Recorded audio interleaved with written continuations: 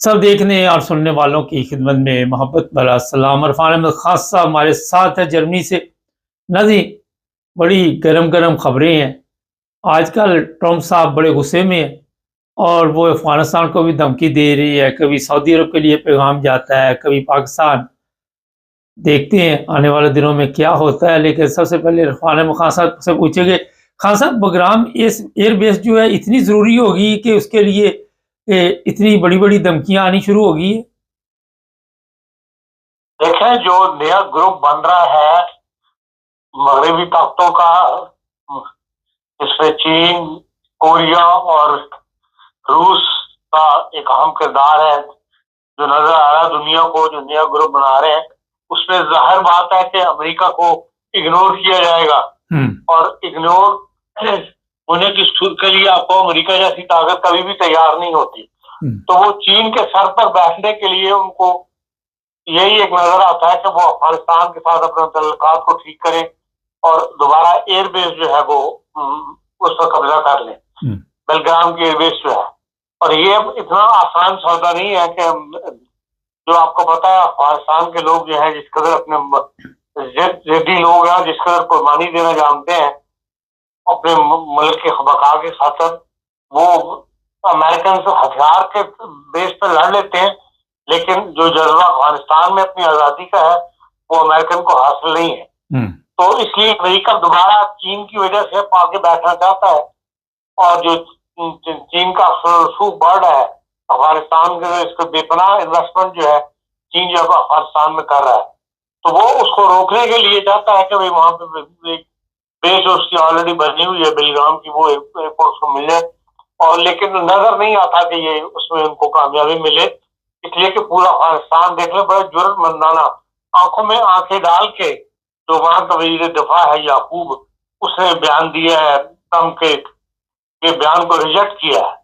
और ये मुल्ला याकूब वही है जिसका बाप मुल्ला उमर का ये बेटा है और इसी के बाप ने तालिबान बनाई थी और इन्होंने बड़ी जरूरत के साथ उसने आंखों में आंखें डाल के इसको अमेरिका को इस ख्वाहिश को रिजेक्ट किया। उनका कि हम कभी भी अगर 20 साल भी लड़ना पड़ा तो हम इस सरजमीन पर लड़ेंगे, लेकिन किसी गैर मुल्की को अपनी सरजमीन पर नहीं आने देंगे।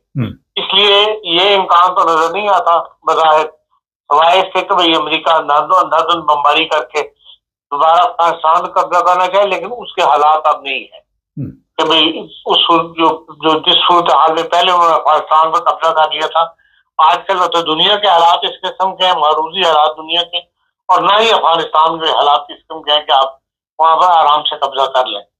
तो दूसरा सेटबैक जो अमेरिका को लगना है वो फलस्तीन की रियासत का क़याम है। आपको पता है कि मंगल से यूनाइटेड नेशन का इजलास, जनरल असेंबली का इजलास शुरू हो रहा है, लेकिन संडे के दिन जो है जो दुनिया के अहम मुल्क हैं उन्होंने रियासत को, फलस्तीन की रियासत को तस्लीम कर लिया है एज ए मुल्क के तौर पर। और उसमें ज्यादातर ममालिक वो हैं जो बरतानिया, यूएसए, यूके, बरतानिया, कनाडा वगैरह जो है, ये तमाम वो है जो ममालिक इक़वाम वो जो दौलत मुश्तरका बनाई हुई है कॉमनवेल्थ, उसके ये मेंबर है। अगर ये आम सतून कॉमनवेल्थ के हो जाए तो कॉमनवेल्थ के अपने मेंबरों की तादाद 100 के करीब है। तो यकीनन ये 100 से ऊपर बंदा जो है बैक वक्त फलस्तीन को तस्लीम कर लेगा। गो अभी इन्होंने तस्लीम करने वालों ने बात 3 शराइत जो रखी है, एक तो उन्होंने कहा है कि हमास का कोई अमल दखल नहीं होगा फलस्तीन में जो भी हुकूमत बनेगी। इस वक्त जो फलस्तीन रजा पे कब्जा है हमास का, इसका साफ मतलब है कि उसको खत्म किया जाएगा। उसे जिस तरह भी होगा ये सारे ममालिक मिलके खत्म करेंगे। फिर यह है कि उन्होंने अभी तक क्योंकि कैदी रिहा नहीं किए जो 3 अक्टूबर को उन्होंने जरमाल बनाए थे, उन सबको जो है वो रिहा करवाया जाएगा। तो इस किस्म की जो शराइत है वो पूरी करने में कोई, मैं समझता हूँ ऐसी कोई बड़ी दिक्कत सामने आएगी। लेकिन उन्होंने ये भी कहा है कि ये किसी फलस्तीनियों की कुर्बानी के नतीजे में ये दिन आज हम देख रहे हैं कि हम फलस्तीन को एज ए रियासत सेकंड स्टेट के तौर पर तस्लीम करने के लिए तैयार है। और जो मौक़िफ़ इस तरफ इस वक्त अपनाया गया है ये 1917 में था या फिर जब फलस्तीन का क़याम अमल में इसका इसराइल को बनाया गया है उस वक्त में जो बहस हुई है सरउल्लाह खान साहब के जमाने में, وہ اس کے بعد آج تیسرا موقع ہے کہ یہ ایسی بحث فلسطین کے مسئلے کے اوپر یہ بات اب فلسطین کے لیے کھل کر جنرل اسمبلی میں ہوگی. اب خطرہ یہ ہے کہ بھئی ہمارے جو مسلمان ممالک ہیں جو امریکہ کے پٹھو تصور کیے جاتے ہیں وہ اس موقع کو کھو نہ دیں. یہ وہ وقت آ گیا ہے جس کے اندر دوبارہ جو جس زمانے 47 کے 48 میں جب اسرائیل کو بن رہا تھا جو پاکستان نے کردار ادا کیا تھا اس وقت مسلم دنیا بہت کمزور تھی. آج مسلم دنیا جو ہے وہ اسٹرانگ ہے, ان کی آواز بھی اسٹرانگ ہے اور وہ ان کے اندر وہ صلاحیت نہیں ہے کہ وہ انٹرنیشنل لیول کے اوپر انٹرنیشنل ڈیسک کے اوپر جا کر کھل کر بات کر سکیں, یہ لوگوں کو اپنے ہم نوا بنا سکیں. اس کے لیے لازمی ان کو پاکستان کی ضرورت پڑتی ہے اور یہ پاکستان کے لیے بھی اب ایک دوبارہ امتحان ہے کہ جیسا انہوں نے 48 میں کیا تھا آج پھر ایک فلسطین کے لیے مدد کر سکیں. اس سارے پروسیجر کے اندر جو خطرہ محسوس ہوتا ہے وہ یہی ہوتا ہے کہ مسلمانوں کے پہ آپ اس وقت قیادت نہیں ہے جو اس ٹرمپ جیسے بندے کو رام کر سکے. ٹرمپ یا اسرائیل یا ان کے جو دو چار حمایتی اس وقت دنیا میں 10 کے قریب موجود ہیں ان کو قائل کر کے تو فلسطین کو کی ریاست جو ہے اس کا وجود جو ہے اس دنیا میں آ جائے, سامنے آ جائے. تو اسرائیل بھی اس کی مخالفت کرے گا اور ٹرمپ صاحب بھی جو ہے ان کی کوشش یہی ہوگی کہ اس وقت فلسطین کی ریاست نہ بن سکے. لیکن جیسا کہ میں نے کہا کہ دولت مشترکہ کے ممالک کی تعداد کافی ہے, پھر مسلمان ممالک جو ہے وہ بھی 50 سے اوپر ہے, تو جن میں سے آلریڈی بعض اس کے دولت مشترکہ کے ممبر ہیں. اس لحاظ سے 142 آدمی 150 بندوں کا 193 ممالک میں سے فلسطین کی ریاست کو تسلیم کرنے سے فلسطین کی ریاست کا وجود عمل میں آ جائے گا. لیکن جو جال ہے یہ جو امریکہ جو ہے ان کی جو پالیسی ہے اس کا مقابلہ کرنا ہے وہ عام طور پہ مسلمانوں میں پھوٹ ڈال دیتے ہیں اور ایسی لوگ نکل سامنے آ جاتے ہیں جو امریکن پالیسیز کی حمایت کر کے معاملے کو پھٹائی میں ڈال دیتے ہیں. اس سے بچنا چاہیے. اس کے لیے اس وقت مسلمانوں کے اندر ایک اعلیٰ قیادت کی ضرورت ہے اور مسلمانوں کے لیے ایک بہت بڑا امتحان ہے جو اس وقت سامنے آ رہا ہے. خان صاحب دوبارہ تھوڑا سا پیچھے آ جاتی ہیں, صرف چائنا کے لیے اس وقت افغانستان میں اڈے دوبارہ لگانے کی کوشش کی جائے گی. جب سے سعودی عرب کے ساتھ پاکستان کی آپ نے بھی خبریں سنی ہیں, ایک طرف امریکہ کہتا جی ہماری سیکیورٹی کے بغیر سعودی عرب 2 ہفتے نہیں نکال سکتا. آپ دیکھ رہے ہیں کہ آنے والے دنوں میں پاکستان اور سعودی عرب کے حالات جو ہیں اس میں بھی کوئی تبدیلی آ جائے گی پاکستان اور سعودی عرب کے حالات میں؟ جی, جس طرح امریکہ کو پتا چلا ہے کہ پاکستانی فوج وہاں پہ پہنچ رہی ہے, خبریں چلائی جا رہی ہیں کہ ایٹمی طاقت بن گیا سعودی عرب, تو امریکہ اس سے بھی پریشان ہے. دیکھیں مبارک صاحب, دنیا میں جنگ کرنے کی جو سٹائل ہے وہ بدل چکا ہے. کوئی زمینی فوجوں کی لڑائی تو آج ہوتی نہیں, جس کے اندر جو کچھ یوکرائن میں ہو رہا ہے آپ سمجھتے ہیں وہ سعودی عرب میں یا قطر میں یا مڈل ایسٹ کے اندر ہوگا. ایسا موقع نہیں آئے گا. جو دشمن ہے اسے اور رستوں سے اگر وہاں پر کبھی حملہ کیا جس طرح قطر پر حملہ کیا ہے کوئی ان حملوں کو روک نہیں سکا. تمام ٹیکنالوجی جو ہے وہ ان لوگوں کے اپنے ہاتھ میں ہے. فضاؤں کے اندر ڈیڈ کر دینا کہ بھئی دوسرے کو پتہ نہ لگ سکے ہم یہاں سے گزر رہے ہیں یا ہم یہاں پہ کوئی حملہ کر رہے ہیں, یہ سب صلاحیتیں ان لوگوں کے پاس ہیں, ہمارے پاس نہیں ہے.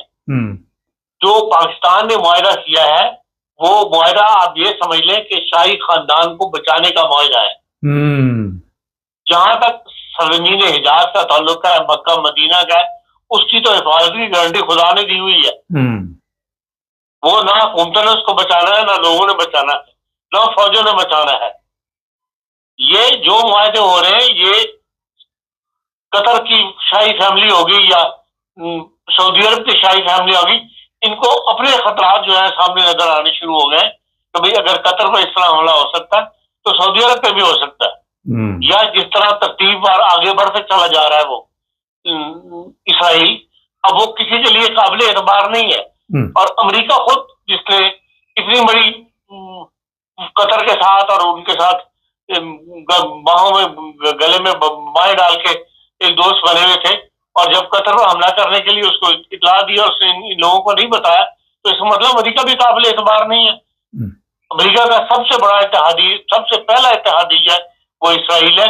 عرب ممالک کی بات، صرف عرب ممالک کی دولت جو ہے اس کو کھینچنے کے لیے، اس سے انویسٹمنٹ لینے کے لیے جو ہے امریکہ ان کا آگے پیچھے پھرتا ہے یا ان کو باتوں میں چڑھاتا ہے، تقریروں میں چڑھاتا ہے۔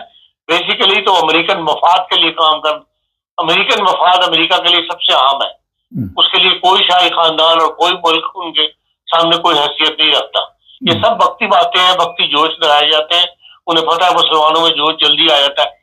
ایک مطلب سعودی عرب کے ساتھ کیا معاہدہ کیا پاکستان نے، جس کی تفصیل ابھی تک کوئی سامنے نہیں آئی، لیکن آپ دیکھ لیں جو کچھ ٹیلی ویژن کے اوپر بتایا جا رہا ہے، جو کچھ کیا سرائیاں کی جا رہی ہیں، جو نتیجے نکالے جا رہے ہیں، جبکہ صاف نظر آ رہا ہے دیکھنے والوں کو کہ اصل معاہدہ صرف یہ ہے کہ شاہی خاندان کو اپنی فکر پڑ گئی ہے اور اس سے بچانے کے لیے اس قسم کے معاہدے کیے جا رہے ہیں۔ یہ بڑی زبردست آپ نے بات بتائی۔ لوگ، ہمارے لوگ جس طرح جذباتی، پاکستانی تو ایسے خوشی منا رہے ہیں جیسے سب نے سعودی عرب چلے جانا۔ آپ کی آواز کلیئر نہیں آ رہی۔ میں نے کہا پاکستانی تو ایسے خوشی منا رہے ہیں جیسے سب نے اب سعودی عرب کی نیشنلٹی لے لینی ہے۔ کیا سائیاں اور اسی طرح سے اپنے اپنے نتیجے نکالے جا رہے ہیں اور سب کیا سائیوں پر مبنی ہے۔ جب تک حقیقت سامنے نہیں آتی ان معاہدوں کی پتہ نہیں لگتا۔ اس وقت پہلے بھی پاکستان نے سعودی عرب سے معاہدے کیے تھے، اس کے بعد کچھ فوج وہاں رکھی گئی، اس وقت حملے کا خطرہ ہوا تھا ان کو، اس کے بعد واپس آ گئی تھی فوج۔ لیکن یہ کہ بھائی کوئی ایسا معاہدہ کہ بھائی امریکہ سے پاکستان بچا لے گا سعودی عرب کو، اگر امریکہ بگڑ گیا یا بڑی طاقتیں اگر بگڑ گئی تو ان سے پاکستان بچا لے گا، یہ ناممکن ہے۔ پاکستان خود ٹیکنالوجی کے لیے آج بہت سارے جہاز پاکستان کے کھڑے ہوئے ہیں اس لیے کہ امریکن پرزے نہیں مل رہے جو F-15 وغیرہ کے لیے جی۔ تو ہم تو ہر چیز کے لیے مرہون منت ہیں انہی لوگوں کے، اور یہ بات وہ اچھی طرح جانتے ہیں۔ بہت شکریہ خان صاحب۔ اچھا، یہ جو بگرام ایئر بیس ہے یہ 2 دفعہ یہاں پہ آپ کو میں بتا دیتا ہوں، بتایا جا رہا ہے کہ 1950 میں یہ قائم ہوئی، 1988 میں شاید روسی وہاں سے بھاگے، اور چند سال پہلے 2021 میں امریکن کو جس طرح آپ نے بھاگتے وہاں سے دیکھا، اور جس طرح یہ جہازوں پہ چڑھ رہے تھے افغانستان سے، تو ٹرمپ کیونکہ صبح شام اس کے خیالات اور ہوتے ہیں، کیا کہنا ہے، ایک دفعہ دھمکی شمکی لگائی، اگر کوئی ڈر گیا ٹھیک ہے، نہ تو خود ڈر گئے۔ یہ گیم چل رہی ہے، اتنا آسان نہیں ہے افغانستان کے اوپر دوبارہ جا کے، پہلے مار کھائی ہو اور دوبارہ بندہ پنگا لینے سے پہلے سوچتا ہے۔ لیکن جو خان صاحب نے بات کہی کہ ہر کوئی کسی خاندان کو بچانے کے لیے اقتدار میں آیا ہوا ہے پاکستان میں، اسی طرح شریف خاندان کو بچانے کے لیے فوج کے جنرل جو ہیں ان کو فیلڈ مارشل بنا دیا جاتا ہے، اور فیلڈ مارشل صاحب وزیر اعظم بنا دیتے ہیں۔ آپ مجھے بچاؤ، میں آپ کو بچاتا ہوں، یہ اسکیم چل رہی ہے۔ چینل کو سبسکرائب کریں۔ ہماری نشریات آپ یوٹیوب پہ بھی دیکھ رہے ہیں اور ٹک ٹاک پہ۔ اب مسئلہ یہ ہے کئی پروگرام ٹک ٹاک پہ نہیں جا سکتے، بڑے لمبے پروگرام ہوتے بھی خان صاحب کا، تو یہ آپ یوٹیوب پہ بھی دیکھیں گے، جڑے رہیں ہمارے ساتھ تاکہ اور بھی پروگرام دیکھتے ہیں۔